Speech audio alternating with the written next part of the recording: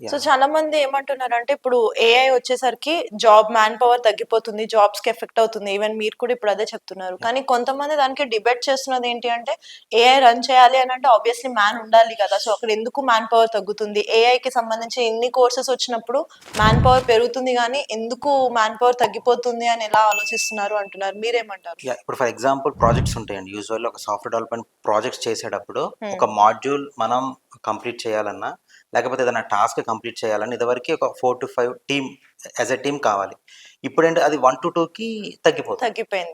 Okay. Why because 2-3 humans అంటే ఒక employee చేసే పని ఏఐతో మనం చేపిచ్చేస్తాం. సో, ప్యారలల్‌గా ఏఐతో చేపిచ్చేస్తుంటాం. హ్యూమన్ చేసేది ప్యారలల్‌గా చేస్తుంటారు కాబట్టి ఆ హ్యూమన్స్ ఏఐతో రీప్లేస్ చేస్తారు. ఓకే.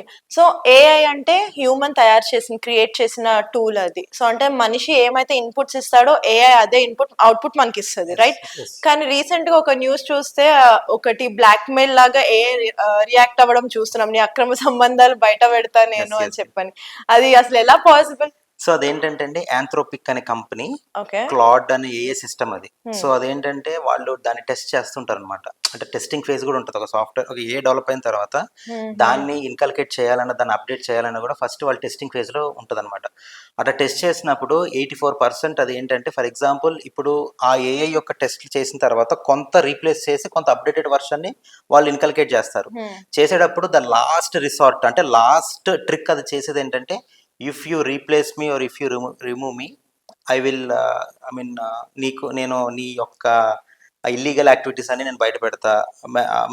ఇల్లీగల్ హ్మ్. మ్యారిషల్ అన్ని నేను బయట పెడతా అనేది లాస్ట్ ట్రిక్ అది. ఓకే. అంటే దట్ ఈస్ ఆల్సో డెవలప్డ్. అదేంటంటే యు నో దట్ రైట్.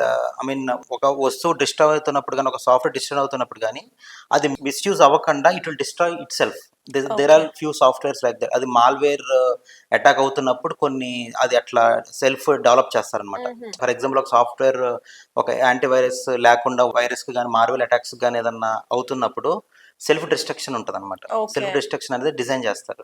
అట్లనే ఏఐ కూడా ఏంటంటే ఆ పర్టికులర్ ఏఐ మోడల్‌ని రీప్లేస్ చేస్తున్నప్పుడు టెస్టింగ్ ఫేజ్‌లో that is the last tick it will do.